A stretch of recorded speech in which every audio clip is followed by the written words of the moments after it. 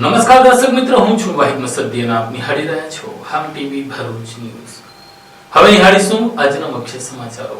અંકલેશ્વર તાલુકાના જીતાલી ગામના Madhav industrial એસ્ટેટમાં એલસીબીએ red કરતા એક ગોડાઉનમાંથી રાજસ્થાનના કુખ્યાત બિશ્નોઈ ગેંગ પાસેથી લગભગ 94 લાખનો વિદેશી દારૂ પોલીસે ઝડપી લીધો હતો। બિશ્નોઈ ગેંગનો એક વ્યક્તિ ઝડપાયો હતો।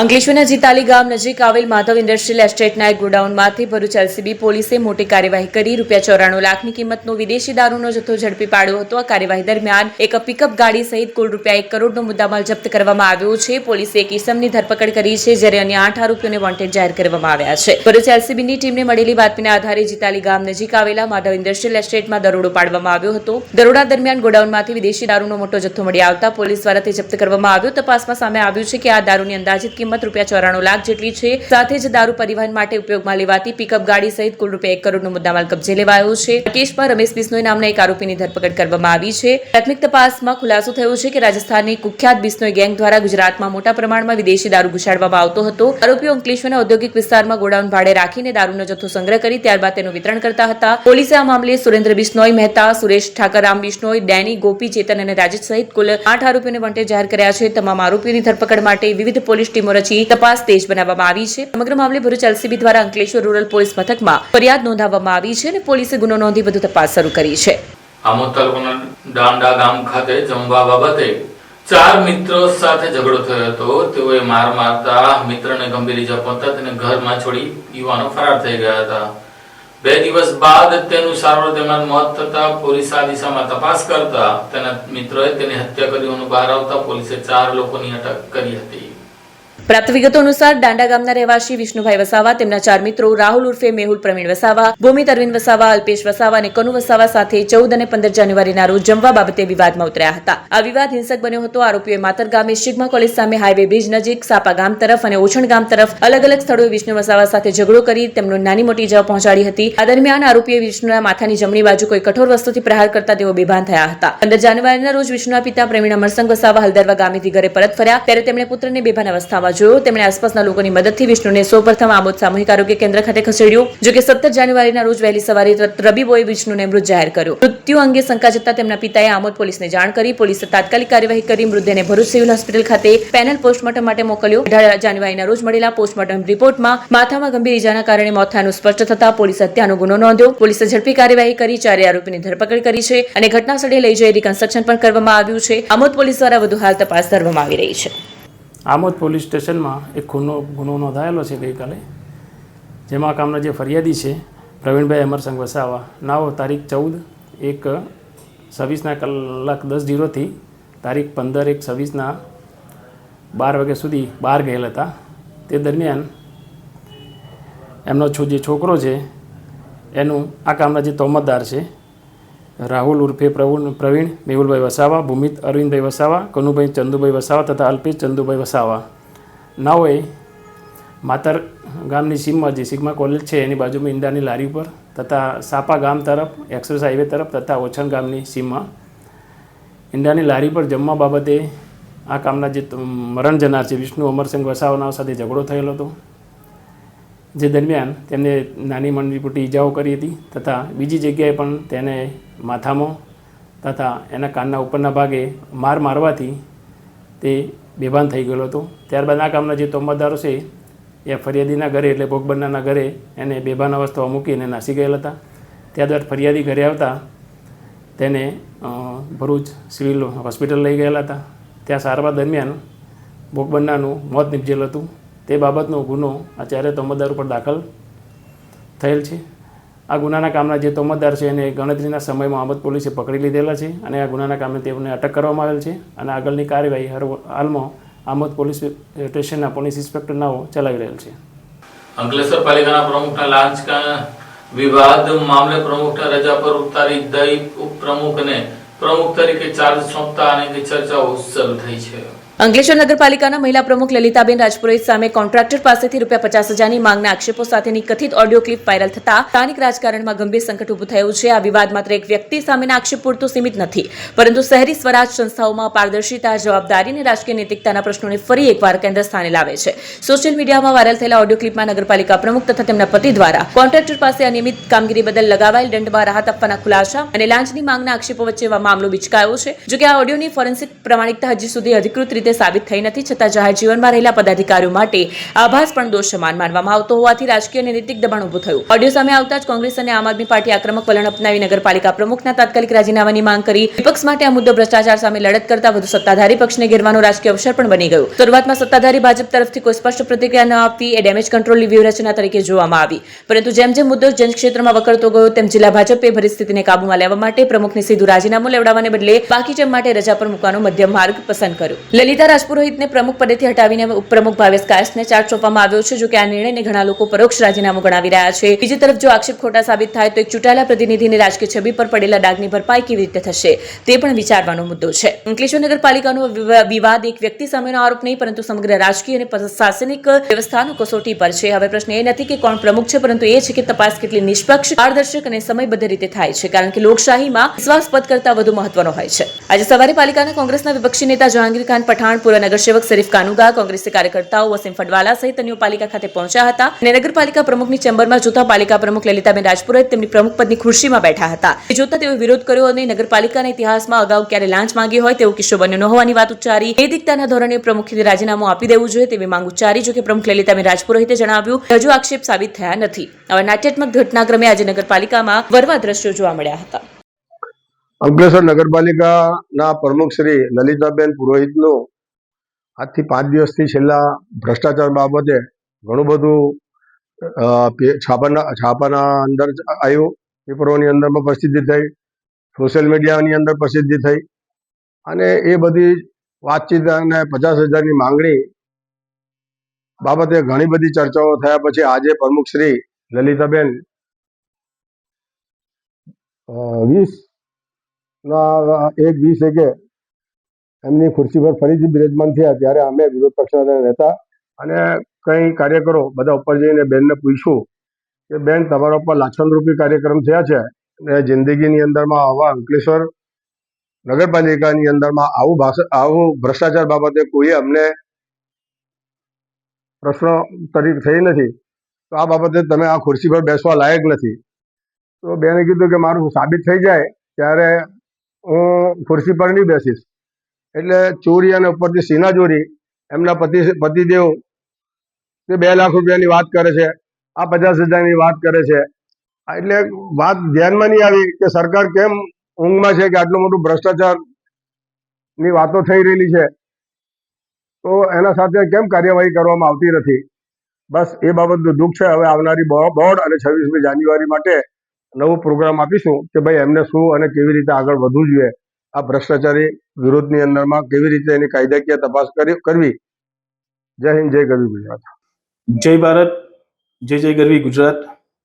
હાલ અંકલેશ્વર નગરપાલિકાના પ્રમુખશ્રીની તબિયત નાદુરસ્ત હોય તો એમને તારીખ 21થી મને નગરપાલિકાના પ્રમુખ તરીકે ચાર્જ સોંપવામાં આવ્યો છે. હું આ નગરપાલિકામાં આવનાર દરેક કાર્યની અંદર પ્રમુખની સત્તા ભોગવીશ અને સારી રીતે કાર્ય થાય, ગામના વિકાસના કામો થાય અને ગામને સ્વચ્છ અને સુંદર બનાવવા માટે પ્રયત્ન કરતો રહીશ. અંકલેશ્વર જેડીસીના ગોલ્ડન પોઈન્ટ ચોકડી પાસે ફરી 2 આંખલાઓ વચ્ચે આંખલા યુદ્ધ શરૂ થતા લોકોના જીવ તાળવે ચોંટ્યા હતા. અંકલેશ્વર નોટિફાઈડ રહેણાંક વિસ્તારમાં રખડતા ઢોરોનો આતંક દિન પ્રતિદિન વધી રહ્યો છે. ત્યારે ફરી એકવાર રખડતા ઢોરનો આતંક સામે આવ્યો હતો. જીઆરડીસીમાં આવેલી ગોલ્ડન પોઈન્ટ ચોકડી નજીક 2 આંખલાઓ વચ્ચે યુદ્ધ જામ્યું હતું, જેને સ્થાનિકો સહિત રાહદારીઓના જીવ તાળવે ચોંટાડ્યા હતા. અંકલેશ્વર જીઆરડીસીમાં આવેલી ગોલ્ડન પોઈન્ટ ચોકડી નજીક 2 આંખલાઓ વચ્ચે યુદ્ધ જામ્યું હતું, જેના કારણે લોકોમાં નાસભાગ મચી હતી. આંખલા બાખડતા લોકોમાં ભયનો માહોલ સર્જાયો. બાખડેલા આંખલાઓએ રોડ સાઈડ પર પાર્ક કરેલા 5 જેટલા ટુ વ્હીલરોને ભારે નુકસાન પહોંચાડ્યું હતું. સદનસીબે કોઈ રાહદારીને ઈજા પહોંચી નહોતી. અત્રે ઉલ્લેખનીય છે કે નોટિફાઈડ એરિયા ઓથોરિટી દ્વારા ઢોર પકડવાની ઝુંબેશ સમયાંતરે શરૂ કરવામાં આવે છે, ત્યારે ઝુંબેશ ફરીથી ચાલુ કરવામાં આવે તેવી રહીશો માંગ કરી રહ્યા છે. અંકલેશ્વરની ગળખોલ નજીકની સરસ્વતી વિદ્યા મંદિરમાં શાળા છૂટ્યા બાદ એકાએક આગ લાગવાની ઘટનાને લઈને આસપાસના લોકો દોડી આવ્યા હતા અને પાણીનો મારો ચલાવી આગને કાબૂમાં લીધી હતી. અંકલેશ્વરના ગડખોલ ગામમાં આવેલી સરસ્વતી વિદ્યા મંદિરમાં અચાનક આગ લાગવાની ઘટના સામે આવી. શાળાના નર્સરી વિભાગના એક વર્ગખંડમાં આગ ફાટી નીકળતા થોડા સમય માટે શાળા પરિસરમાં દોડધામ અને અફરાતફરી મચી હતી. સદનસીબે શાળા છૂટ્યા બાદ આગ લાગતા કોઈ વિદ્યાર્થી કે શાળા સ્ટાફની જાનહાનિ કે ઈજા પહોંચી નથી, જેના કારણે મોટી દુર્ઘટના ટળી હતી. આગ લાગ્યાના સમયે શાળામાં લાગેલી ફાયર હાઇડ્રેશન સિસ્ટમની મોટર બંધ હાલતમાં હોવાથી તે તાત્કાલિક શરૂ થઈ શકી નહોતી. પરિણામે થોડા સમય માટે પરિસ્થિતિ વધુ ગંભીર બની હતી. જોકે આસપાસના રહેવાસીઓ અને ગ્રામજનોએ પાણીની ટાંકીમાંથી પાણી ભરી તથા અન્ય ઉપલબ્ધ સાધનોની મદદથી આગ પર કાબુ મેળવવાનો પ્રયાસ કર્યો હતો. સ્થાનિકોની સતર્કતા અને ઝડપી કાર્યવાહીથી આગ વધુ ફેલાતી અટકી હતી અને શાળાના અન્ય વર્ગખંડો તેમજ ઇમારતને મોટા નુકસાનથી બચાવી શકાયું હતું. ઘટનાની જાણ થતાં સંબંધિત વિભાગોને પણ માહિતગાર કરવામાં આવ્યા હતા. આગથી વર્ગખંડમાં રહેલું ફર્નિચર અને શિક્ષણ સામગ્રીને આંશિક નુકસાન પહોંચ્યું હોવાનું જાણવા મળ્યું છે. આ ઘટનાને લઈને શાળા સંચાલન દ્વારા ફાયર સેફટી વ્યવસ્થાઓની સમીક્ષા કરવામાં આવશે તેવી માહિતી આપવામાં આવી છે. સાથે જ ભવિષ્યમાં આવી ઘટના ન બને તે માટે સુરક્ષા વ્યવસ્થાઓ મજબૂત કરવા પર ભાર મૂકવામાં આવશે. અંકલેશ્વરમાં મતદાર યાદી સુધારણા ઝુંબેશમાં ગેરરીતિના આક્ષેપ સાથે કોંગ્રેસના આગેવાનોએ ફોર્મ 6 અને 7ની સંબંધિત કાર્યવાહી કરવામાં માંગ કરતું આવેદનપત્ર પ્રાંત અધિકારીને આપ્યું હતું. અંકલેશ્વર વિધાનસભા વિસ્તારમાં ચાલી રહેલી મતદાર યાદી સુધારણા ઝુંબેશ દરમિયાન ગેરરીતિ આચરાઈ હોવાના આક્ષેપ સાથે કોંગ્રેસ દ્વારા પ્રાંત અધિકારીને આવેદનપત્ર પાઠવવામાં આવ્યું છે. અંકલેશ્વર વિધાનસભા વિસ્તારમાં ચાલી રહેલી મતદાર યાદી સુધારણા પ્રક્રિયા એટલે કે SIR દરમિયાન ગંભીર અનિયમિતતાઓ થયાની ફરિયાદ કોંગ્રેસ દ્વારા કરવામાં આવી છે. કોંગ્રેસના આગેવાનોએ પ્રાંત અધિકારીને આવેદનપત્ર પાઠવી જણાવ્યું હતું કે ચૂંટણી સંબંધિત આ પ્રક્રિયામાં કેટલાક BLO દ્વારા ચોક્કસ વર્ગ અને સમાજના મતદારોના નામ મતદાર યાદીમાંથી ખોટી રીતે દૂર કરવાની કોશિશ કરવામાં આવી રહી છે. આવેદનમાં જણાવ્યા અનુસાર ફોર્મ નંબર 6 અને ફોર્મ નંબર 7 સંબંધિત કાર્યવાહી દરમિયાન BLO બેની સહી દર્શાવતા કેટલાક ફોર્મ પ્રાંત અધિકારીની કચેરીમાં જમા કરવામાં આવ્યા છે. જોકે કોંગ્રેસને પ્રાપ્ત થયેલી માહિતી મુજબ સંબંધિત BLO બેના ઓડિયો ક્લિપમાં તેઓએ સ્પષ્ટપણે જણાવ્યું છે કે આ ફોર્મ પર તેમની સહી કરવામાં આવી નથી. કોંગ્રેસે આ મુદ્દાને અત્યંત સંવેદનશીલ ગણાવી તાત્કાલિક તપાસ હાથ ધરી જવાબદાર અધિકારીઓ સામે કાયદેસર કાર્યવાહી તથા પોલીસ ફરિયાદ દાખલ કરવાની માંગ કરી છે. સાથે જ જમા કરાયેલા તમામ ફોર્મની વિગતવાર યાદી તાત્કાલિક ઉપલબ્ધ કરવા પણ માંગ કરી છે. જો માંગ સંતોષવામાં નહીં આવે તો પ્રદેશ કોંગ્રેસ કાર્યાલય દ્વારા કોર્ટમાં કાર્યવાહી કરવાની ચીમકી પણ આપવામાં આવી છે.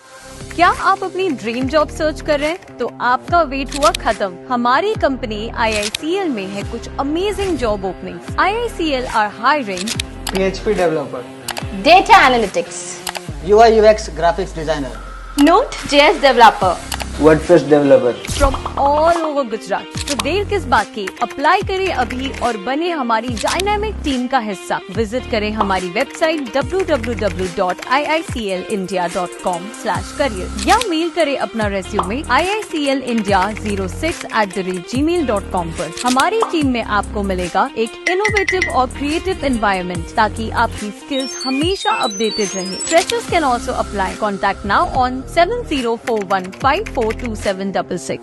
આમોદમાં ભાજપના આગેવાનોએ ફોર્મ 7 ભરીને 1300 લોકોના મતદાર યાદીમાંથી નામ કમી કરવામાં આવ્યા હોવાના આક્ષેપ સાથે કોંગ્રેસના આગેવાનોએ આજે મામલેદારને આવેદનપત્ર આપી આ મામલે તપાસ કરવાની માંગ કરીને પોતાનો રોષ વ્યક્ત કર્યો હતો.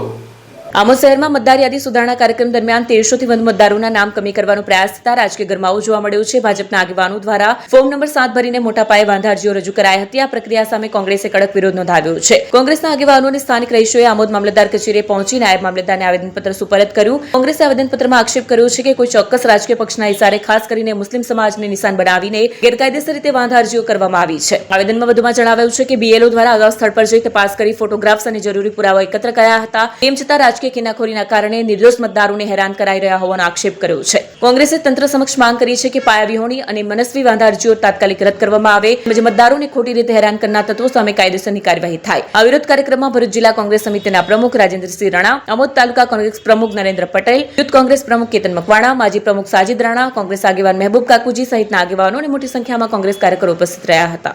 મારું નામ અફસાના છે. મામલતદાર ઓફિસ અમને ખોટી રીતે હેરાન કરવામાં આવે છે એ માટે અમે અહીંયા આવ્યા છે. એટલે કેવું હેરાન કરે છે? કમ અમે અહીંયા વોટ નથી દેતા, અમારા વોટ હમણાં લગી નથી નીકળ્યા અહીંયા આગળ, તો પછી અમને કમ એમ કહે છે કે હમણાં નથી, અમે હાજર છે, જીવતા જીવત હાજર છે, તો પછી મરણ કેમ નીકળ્યા? અમને ન્યાય જોઈએ છે. કોણ છે અહીં હંભી લાવો અહીંયા આગળ, અમારી હંભી જોઈએ, જેને બી એને એવું કર્યું છે. અમે કઈ વર્ષોથી અહીં વોટ આપીએ છીએ. વોટ લેતા એમને સારું લાગ્યું ને જ્યારે કે હવે અમને અહીંના અમે રહેવાસી છે, જન્મ બધાનું અહીંનું થયેલું છે, તો પણ એ લોકો એવું કહે છે કે પુરાવો આપો. અમે પુરાવો કઈ રીતે આપીએ? જો કે જન્મ અમારું અહીંનું છે.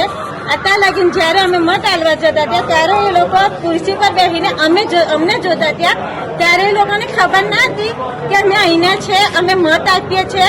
ત્યારે બધાની આંખો બંધ થયેલી હતી.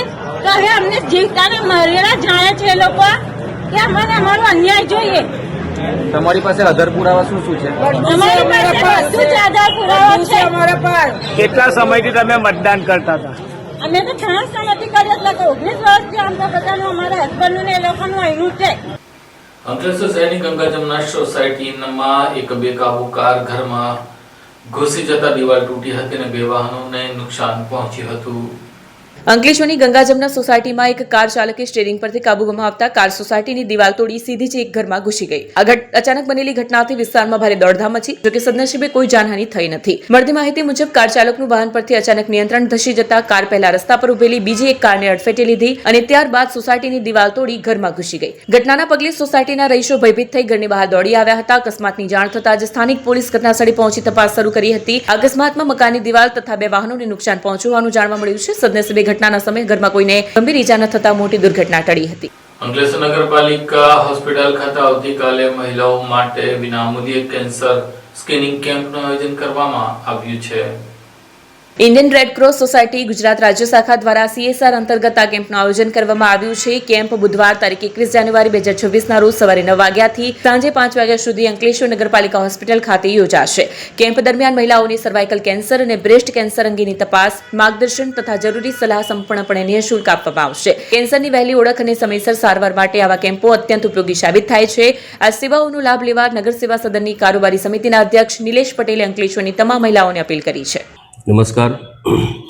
અંકલેશ્વર શહેરના નગરજનો, તેમાં ખાસ કરીને માતા અને બહેનો, આવતીકાલે સવારે અંકલેશ્વર નગરપાલિકા હોસ્પિટલ ખાતે ઇન્ડિયન રેડક્રોસ સોસાયટી ગુજરાત રાજ્ય શાખા દ્વારા CSR અંતર્ગત અંકલેશ્વર શહેરની મહિલાઓ માટે સર્વાઇકલ કેન્સર તથા બ્રેસ્ટ કેન્સર સ્કેનિંગ કેમ્પનું આયોજન કરવામાં આવ્યું છે.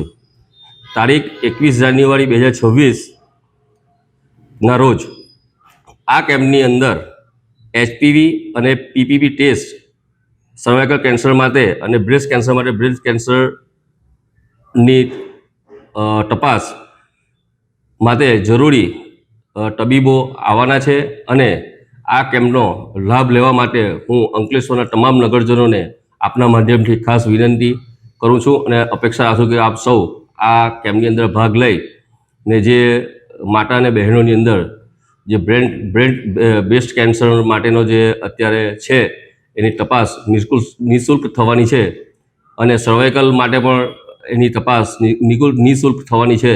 તો આપ સૌ નગરજનો આ કેમ્પનો લાભ લો એવી આપ સૌને મારી વિનંતી છે. અંકલેશ્વરની સંસ્કારદીપ વિદ્યાલયમાં સ્મૃતિ પર્વની ઉજવણી કરવામાં આવી હતી.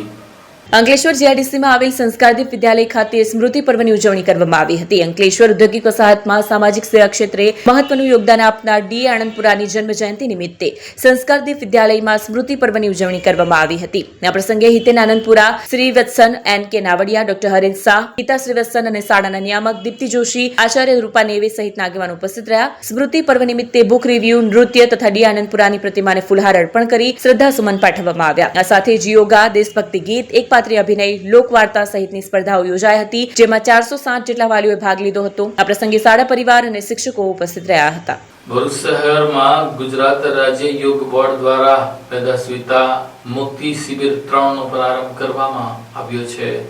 ભરૂચ શહેરમાં ગુજરાત રાજ્ય યોગ બોર્ડ દ્વારા મેદસ્વીતા મુક્તિ શિબિર 3 નો પ્રારંભ કરવામાં આવ્યો છે. આ શિબિર જીએનએફસી સ્પોર્ટ કોમ્પ્લેક્સ, માતરિયા તળાવ, શક્તિનાથ, જાડેશ્વર શ્રીનાથ સોસાયટી અને ચાવજ માંગલ્ય રેસીડેન્સી એમ 4 સ્થળોએ યોજાઈ રહી છે. ભરૂચ જિલ્લા કોર્ડિનેટર બિનિતા પ્રજાપતિના સાનિધ્યમાં તેનું આયોજન થયું છે. આ શિબિર 20 જાન્યુઆરી 2026 થી 20 ફેબ્રુઆરી 2026 સુધી કુલ 30 દિવસ ચાલશે. દરરોજ સવારે 6:30 થી 8 વાગ્યા સુધી યોજાનારી શિબિરમાં મેદસ્વીતાથી પીડિત વ્યક્તિઓ ભાગ લઈ શકે છે. શિબિરનો મુખ્ય હેતુ યોગાભ્યાસ દ્વારા મેદસ્વીતા ઘટાડવાનો અને શરીરના વિવિધ રોગોમાંથી મુક્તિ મેળવવા માટે માર્ગદર્શન પૂરું પાડવાનું છે. શિબિરના ઉદ્ઘાટન પ્રસંગે શહેરના ઉચ્ચ અધિકારીઓની ઉપસ્થિતિમાં દીપ પ્રાગટ્ય અને શંખનાદ સાથે શિબિરનો શુભારંભ કરાયો હતો. 4 સ્થળોએ મળીને 250 થી વધુ સાધકોએ ઉત્સાહભેર ભાગ લઈ શિબિરની શરૂઆત કરી. આ મેદસ્વીતા મુક્તિ શિબિર આગામી 30 દિવસ સુધી નિયમિત રીતે ચાલુ રહેશે. ગુજરાત યોગ બોર્ડ તરફથી મેદસ્વીતા મુક્ત ગુજરાત માટેનો આજે ત્રીજી શિબિર ભરૂચ શહેરમાં 4 ઠેકાણે શરૂ થઈ છે. માતરિયા તળાવ, શ્રીનાથજી સોસાયટી જાડેશ્વર, જીએનએફસી ખાતે અને ચાવજ મુકામે. આ મેદસ્વીતા મુક્તની શિબિરથી ગુજરાત યોગ બોર્ડ સમગ્ર ગુજરાતને મેદસ્વીતા મુક્ત બનાવવા ઈચ્છે છે અને એના માટે જે યોગ ટ્રેનર છે ભરૂચ જિલ્લાના બિનિતાબેન પ્રજાપતિ અને એમની સમગ્ર ટીમ એના માટે ખૂબ જ કાર્યરત છે. આપણા દેશના આદરણીય વડાપ્રધાન શ્રી નરેન્દ્રભાઈ મોદીએ 21 જૂનથી 2015થી જ્યારથી સમગ્ર વિશ્વને જ્યારે યોગમય બનાવવા માટેનો એક સંકલ્પ લીધો છે અને સમગ્ર વિશ્વમાં 21 જૂનને વિશ્વ યોગ દિવસ તરીકે ઉજવવામાં આવી રહ્યો છે અને ગુજરાત પણ એમાં પાછળ નથી. ગુજરાતમાં આજે સમગ્ર ગુજરાતમાં દરેક જિલ્લામાં, દરેક તાલુકાઓમાં, દરેક શહેરમાં યોગ શિબિરો યોજાઈ રહી છે અને ગુજરાત યોગ બોર્ડના ચેરમેન શ્રી શિષપાલજી કે જેઓ પણ એક ભગીરથ પ્રયાસ કરી અને સૌ યોગ ટ્રેનરોને, યોગ સાધકોને પ્રોત્સાહિત કરવા માટે સતત પ્રવાસ કરી રહ્યા છે અને સૌને માર્ગદર્શન કરી રહ્યા છે. આજના આ શિબિરમાં જોડાયેલા સૌને ખૂબ ખૂબ અભિનંદન. આ સાથે ટીવી ભરૂચના સમાચાર પૂર્ણ થાય છે. આવતીકાલે ફરી મળીશું. ત્યાં સુધી રજા આપશો. નમસ્કાર.